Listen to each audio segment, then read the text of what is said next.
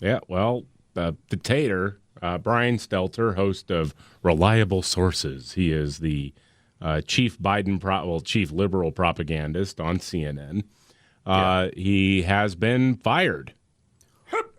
He's out. Reliable Sources has been canceled, and he is out. That's been talked about a lot with the new ownership. Wow, that he's man. sort of the symbol of the Zucker reign before Zucker had to leave. And so, it does look like CNN is going to pivot, which I think is a good thing because you see, like, the coverage on the ground in Afghanistan, for example, a year ago.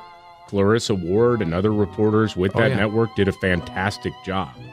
They actually did. They did a great job at covering that. They're capable of doing news, and I really hope that they lean into that. Although there is still going to be a lot of pushback from within the ranks here, but this guy leaving is a big step towards it.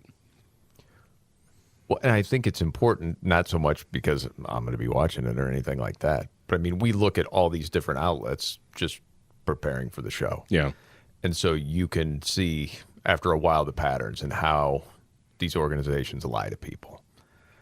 But we also know of people, and I don't mean this, man, I don't know how you say it that it doesn't sound like you're somehow putting someone else down.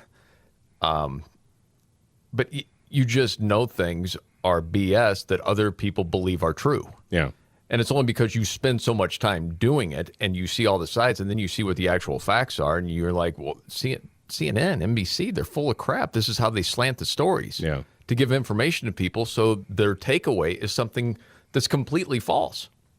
And that's one of the big problems in the country. So if they're at least going to ask real questions, that's a good start, I would say. I think so. Well, but Lamone is still there. It's a matter of time, dude. I mean, I got a feeling he's got to at least be looking over his shoulder, right? Yeah. He's got to know that's coming. Now, let me ask you this. Lamone has something going for him, a couple things that Stelter does not have. Well, yeah, Don Lemon is black and gay. Yes, that's going to be very tough to get rid of him. Where do you think the potato will end up or anywhere?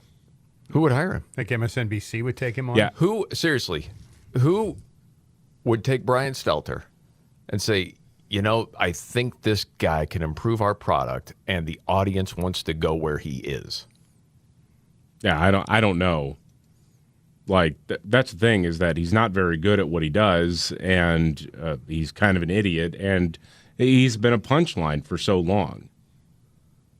Yes. Well, do you want some of the greatest hits, or at least some of our favorites? I do, yeah. I figured you probably did. Wait, hang on a second. Before you do that, though, just for the record, this is not the In Memoriam piece that Van Camp will eventually put together, correct? You know he's going to. I know he will. I don't want people to get confused here. Oh, no. Yeah, this is just random something stuff. we picked up through the years. Yeah. Oh, yeah. No, I can't do like David does. No, Plus, we just found out the story. Well, we knew when all of these journalists were covering coronavirus. Oh, gosh. It was sad. You don't know the heat and the pressure they were under, okay? It's okay to not be okay right now. But I have to admit to you, I had tried to bottle it all up. I guess I was trying to be stoic for my wife and kids. It wasn't until this Friday night that I hit a wall. It was that mix of emotions that many of you also feel. And that's when the tears came. Oh, God. We don't talk about this on TV much. I think we should change that. I think we should talk about this. Yeah. All right.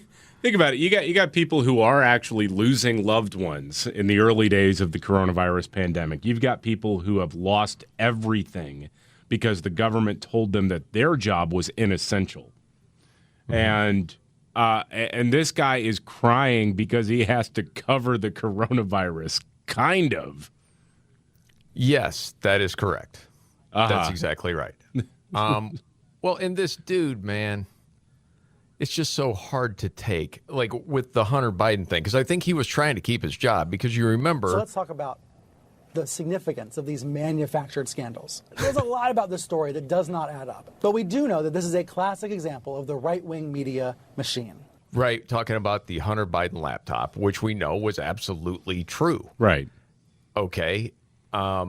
And then knowing his job is on the line, a few weeks ago? What about Hunter?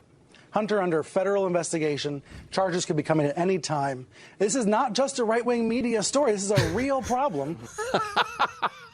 See, I'm trying. I'm telling the truth now. Please don't fire me. Please, please, please. Nope. So sorry, Brian. Oh, my gosh. There are lots of different examples. Oh, if you want one from earlier this year? Yes. Like in April? Yes. Because you read what's going on, and you've got these educators going after children with the trans issue. And so Ron DeSantis in Florida says, we're going to do something about this. This was Stelter's take on that. We're leading today's show with the rarely seen human toll of America's latest fight over LGBTQ rights. Let's just be honest. Hate and homophobia is lurking right beneath the surface in American politics right now. Years of increasing acceptance of gays and transgenders is provoking a backlash on right-wing talk shows and in state houses. Stay away from the kids is what people were saying, you mope. That's the backdrop for this Washington Post piece about Libs of TikTok, a Twitter account that shares and sometimes ridicules public posts from progressive educators and others deemed libs. Just nonsense like that from this guy. What All a the dumb time. take that is. Oh, just one awful take after another, dude. Well, this guy actually got his start writing a blog complaining about Fox News. And he turned that into a career that was, leading to gainful employment until today, apparently. Yeah. Some of his great takes. Oh, Michael Avenatti. I'm taking you serious for president. Golly. Yeah, because Remember you're that? good on TV is what it was. Yeah, you really. What? Okay, we're gonna have to spread this out. Right, This is too good. We'll get to some other things. In memoriam, Jeff Zucker's favorite butt plug is